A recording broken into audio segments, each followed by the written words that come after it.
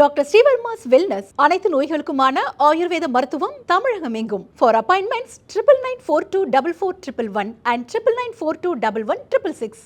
நண்பர்களுக்கு திருவண்ணாமலையில் என்னுடைய காலை வணக்கத்தை கட்சி தலைவர்கள் எல்லாரும் இருக்கிறாங்க. அவங்க சார்பாக தெரிவித்துக் கொள்கின்றேன். ஆனால் புறமே நேற்று இரவு பத்திரிகை நண்பர் ஒரு கேள்வி கேட்டீங்க. காலையில் உங்களை பார்த்ததாக சொல்லியிருந்தேன். உங்களுடைய கேள்வி என்னன்னா, தமிழகத்தினுடைய முதலமைச்சர் ஐயா ஸ்டாலின் அவர்கள் நம்முடைய ஜனாதிபதி அவர்கள் உச்சநீதிமன்றத்திற்கு சில கேள்விகள் எழுப்பியிருக்கிறார். அவங்களுக்கு இருக்கக்கூடிய அதிகாரத்தை பயன்படுத்தி அது பற்றி நேற்று கேள்வி கேட்டீங்க. அதுக்கு முதல்ல பதில் சொல்லிடுறேங்கண்ணா. ஆனால் குறிப்பாக தமிழக மக்களுக்கு அரசியல் கட்சிகள் நிறைய தலைவர்கள் உங்களை குழப்பிக் கொண்டிருக்கின்றார். அதை கொஞ்சம் டீட்டெயிலாக பேசணும்னு நான் விரும்புகிறேங்க. ஐயா, உச்சநீதிமன்றத்தை பொறுத்தவரை உச்சநீதிமன்றத்திற்கு என்ற அதிகாரம் இருக்கிறது, ஆளுநருக்கு என்ற அதிகாரம் இருக்கிறது, ஜனாதிபதிக்கு என்ற அதிகாரம் இருக்கிறது, முதலமைச்சருக்கு என்ற அதிகாரம் இருக்கிறது. இது எல்லாமே நம்முடைய அரசியலமைப்பு சட்டத்தில் வரைமுறைப்படுத்தி இருக்கின்றோம். உதாரணத்திற்கு ஆர்டிகல் 142 அரசியலமைப்பு சட்டத்தின்படி உச்சநீதிமன்றத்துக்கு இந்த நாட்டில் எங்கேயாச்சும் அநியாயம் நடந்திருக்குன்னு நினைச்சாங்கன்னா அவங்களாகவே அந்த கேஸ் எடுத்து அவங்களாகவே தீர்ப்பு கொடுக்கலாம். ஆர்டிகல் 142 என்பது உச்சநீதிமன்றத்தினுடைய தீர்ப்பு வேறு எந்த தீர்ப்பாக இருந்தாலும் அதை ஓவர் ரைடு பண்ணி இருக்கும். அதே போல உச்சநீதிமன்றம் ஒரு தீர்ப்பு கொடுத்திருந்தாலும் கூட ஜனாதிபதி அவர்களுக்கு ஒரு சின்ன கேள்வி இருக்கு, ஒரு விடயம் இருக்கு, ஒரு சந்தேகம் இருக்குன்னா ஆர்டிகல் 143 ஜனாதிபதிக்கு அதிகாரம் கொடுத்திருக்கிறாங்க. அதன்படி நம்முடைய மாண்புமிகு ஜனாதிபதி திருமதி திரௌபதி முர்மு அம்மா அவர்கள் ஏப்ரல் 8ஆம் தேதி உச்சநீதிமன்றத்தினுடைய தீர்ப்பு, ஆளுநருக்கு அதிகாரம் என்ன இருக்கு, ஒரு சட்டப்பேரவையில் ஒரு தீர்மானம் நிறைவேற்றினா காலக்கெடுவு நிர்ணயித்திருக்கிறாங்க. இதுல ஆளுநருக்கு மட்டும் காலக்கெடுவு நிர்ணயிக்கல, ஜனாதிபதிக்கும் காலக்கெடுவு நிர்ணயித்திருக்கிறாங்க. அதன் அடிப்படையில் நம்முடைய ஜனாதிபதி ஆர்டிகல் 143 பயன்படுத்தி 14 கேள்விகளை எழுப்பியிருக்கிறார். 14 கேள்விகள் என்ன பொருள்னா, ஜனாதிபதிக்கு நீங்க கெடு நிர்ணயிக்கலாமா? அது மட்டும் இல்ல, 13 கேள்விகள்ல உண்மையான அரசியலமைப்பு சட்டத்தில் ஆர்டிகல் 200 என்ன சொல்லுது, அதாவது ஆளுநருக்கு அளிக்கப்பட்டிருக்கக்கூடிய தனி அதிகாரம். இப்ப 143 பயன்படுத்தி ஜனாதிபதி ஒரு கேள்வி கேட்கும் பொழுது உச்சநீதிமன்றம் என்ன செய்யணும்னா, ஆர்டிகல் 145 பயன்படுத்தி குறைந்தபட்சம் 5 நீதிபதிகள் இருக்கக்கூடிய அமர்வு அமைக்கணும். 5 நீதிபதி இருக்கலாம், 7 நீதிபதி இருக்கலாம், கான்ஸ்டிடியூஷனல் பெஞ்ச்.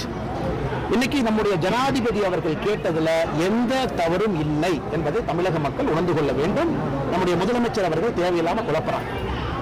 ஏன்னா ஒரிஜினல் கேஸ் ஏப்ரல் 8ஆம் தேதி கொடுக்கப்பட்ட தீர்ப்பு தமிழ்நாடு அரசுக்கும் தமிழ்நாடு ஆளுநருக்கும் இருந்த பிரச்சனைக்காக தமிழ்நாடு அரசு உச்சநீதிமன்றத்துக்கு போனாங்க.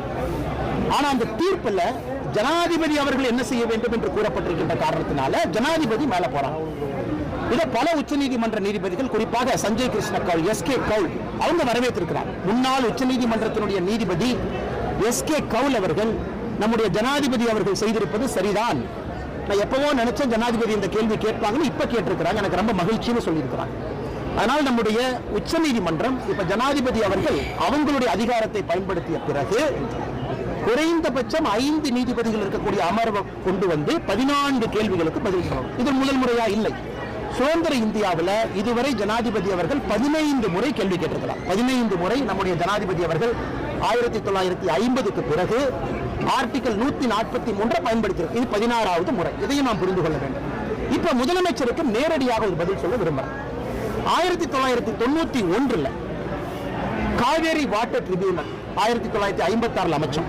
அது 91 தீர்ப்பு கொடுத்துச்சு, கர்நாடகா மாநிலம் தமிழகத்திற்கு 205 TMC தண்ணி கொடுக்கணும். அப்ப கர்நாடகாவுடைய முதலமைச்சராக பங்காரப்பையா இருந்தாங்க. நாங்க கொடுக்க மாட்டோம் அப்படின்னு ஒரு தீர்மானத்தை சட்டமன்றத்தில் போடுறாங்க. அதை ஆளுநருக்கு அனுப்பி வைக்கிறாங்க. அப்ப நீதிபதி எல்லாமே பார்த்தாங்க, ஆர்டினன்ஸ் போட்டாங்க. நம்ம மாதிரி நம்ம சட்டமன்றத்தில் ஆர்டினன்ஸ் போடுறாங்க, சட்டம் போடுறாங்க, நம்ம ஆளுநருக்கு அனுப்பி வைக்கிறாங்க. அன்னைக்கு இருந்த நம்முடைய ஜனாதிபதி அவர்கள் இதே 143 பயன்படுத்தி உச்சநீதிமன்றத்துக்கு போறாங்க. கர்நாடகா சட்டசபையில் போட்டிருக்கக்கூடிய தீர்மானம் செல்லுமா செல்லாதா? ஆனால் முதலமைச்சர் புரிந்து கொள்ள வேண்டும், அன்னைக்கு உச்சநீதிமன்றத்தினுடைய 5 நீதிபதி கொண்ட அமர்வு அதெல்லாம் ஸ்டடி பண்ணிட்டு இல்லை, நாங்க மேல இருந்து தண்ணி கொடுங்கன்னு சொன்னதுக்கு அப்புறம் கர்நாடகாவுடைய சட்டப்பேரவைக்கு அதிகாரம் இல்லை, அந்த தண்ணியை பிளாக் பண்றதுக்கு அதிகாரம் இல்லை, அதனால 205 TMC கொடுத்தாக வேண்டும் என்று அன்னைக்கு சொன்னாங்க.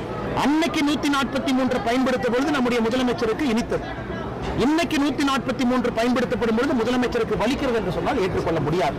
சுதந்திர இந்தியாவில் 15 முறை பயன்படுத்தி இருக்கின்றார்கள். 16வது முறை ஏன் சங்கர் தயாள் சர்மா அவர்கள் இந்தியாவுடைய ஜனாதிபதியாக இருக்கும் பொழுது ராம் டெம்பிள் இடத்துல உண்மையாலும் மாஸ்க் முதல்ல இருந்துச்சா, கோவில் முதல்ல இருந்துச்சா அப்படிங்கிற கேள்வியை 143 பயன்படுத்தினாங்க.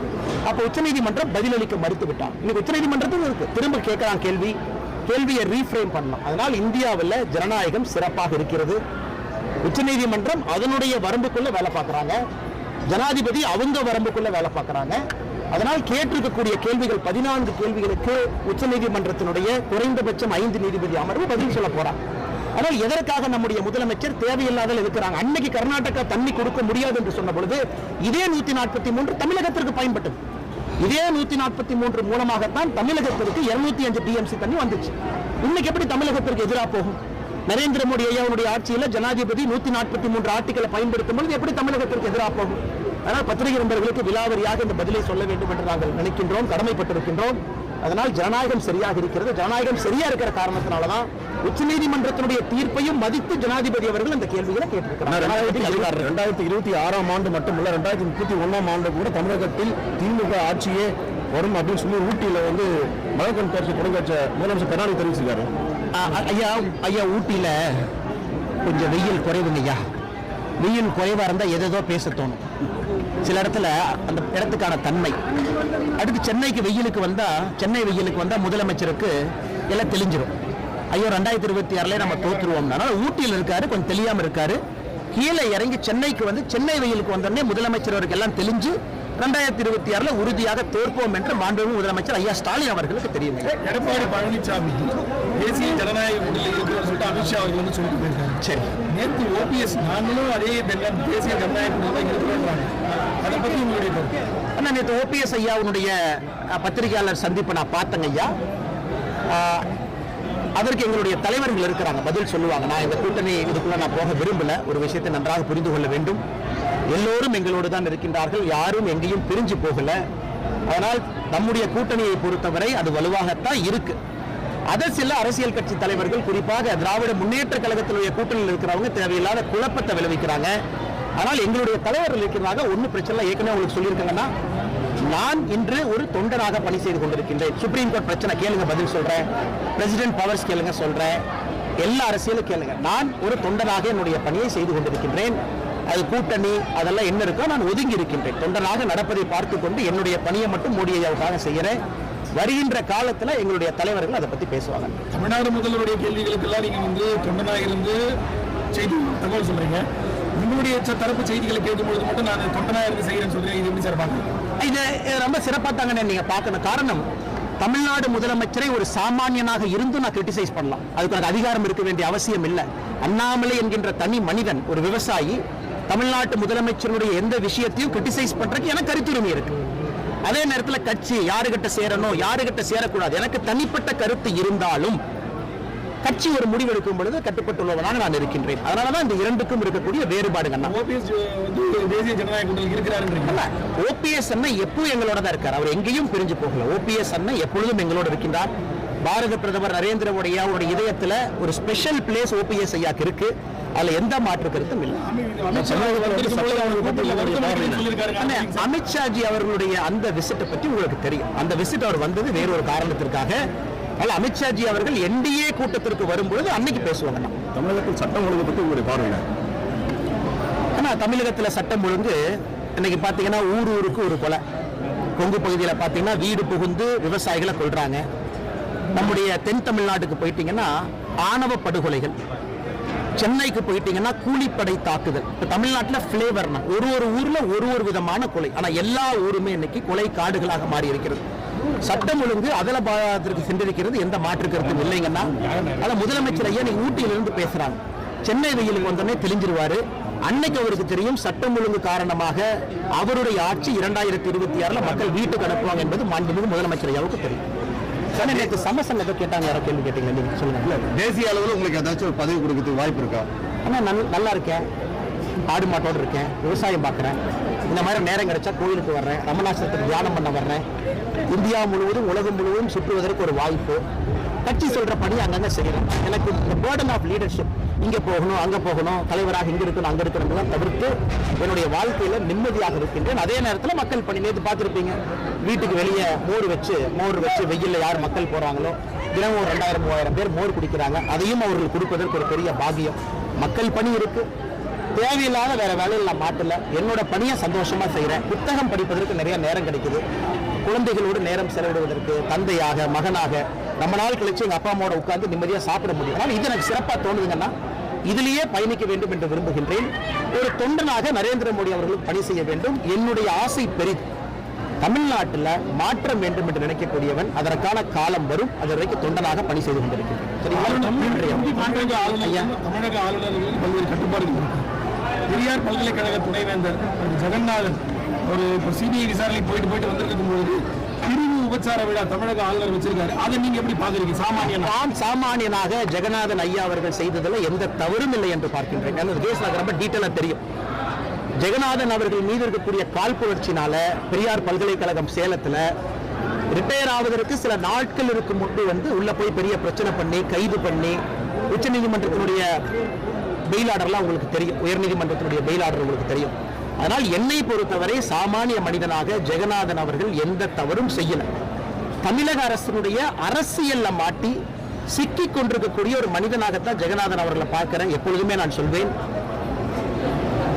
அரசனும் தெய்வனும் எப்படி கொள்வார்கள் என்று நமக்கு தெரியும். அதனால யாரு ஒரு பவரில் இருந்து அதர்மத்தை செய்யும் பொழுது அதற்கான விலை அவர்கள் கொடுத்தே ஆக வேண்டும். ஜெகநாதன் அவங்க கேஸ்ல அதர்மம் நடந்திருக்கிறது. ஆட்சியாளர்கள் அதற்கான விலையை கொடுப்பாங்க. 2021 சட்டமன்ற தேர்தலில் திமுக நான் அருமையா இருக்கேன், சிறப்பா இருக்கேன், என் வேலையை செஞ்சுட்டு இருக்கேன், நிம்மதியா இருக்கேன். எதுக்கு நான் இந்த நேரத்தில் பவர் எல்லாம் சாமானிய மனிதனாக இருப்பதே ஒரு பவராக பார்க்கின்றேன்.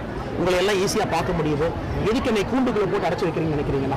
நமக்கான காலம் வரும்பொழுது பறக்க ஆரம்பிப்போம். என்னை கூண்டு கிளியாக இருப்போம். 2021 சட்டமன்ற பிரதான வாக்குறுதியான பழைய பென்ஷன் திட்டம் இதுவரை நிறைவேற்றப்படவில்லை. இதனுடைய தாக்கம் 2026 தேர்தலில் எதிர்க்குமா? ஆனா திமுக பழைய பென்ஷன் திட்டத்தை நிறைவேற்ற வேண்டும் என்றால் திமுகவுக்கு நிறைவேற்றுவதற்கு முழு உரிமை இருக்கு. உதாரணத்திற்கு காங்கிரஸ் ஆட்சி அவங்க இந்த மாதிரி நாங்கள் வரப்போறோம் அப்படின்னு ஹிமாச்சல பிரதேசில் சொன்னாங்க. நாங்கள் பழைய பென்ஷன் எடுக்கிட்டு நம்ம புது பென்ஷன் எடுத்துட்டு பழைய பென்ஷனை கொண்டு வரணும். வாக்குறுதி கொடுத்து வந்த ஆட்சி. இன்னைக்கு நீங்க ஹிமாச்சல பிரதேசனுடைய காங்கிரஸ் ஆட்சியை பாருங்க. அவங்க கொண்டு வர முடிந்துதான் முடியலையா?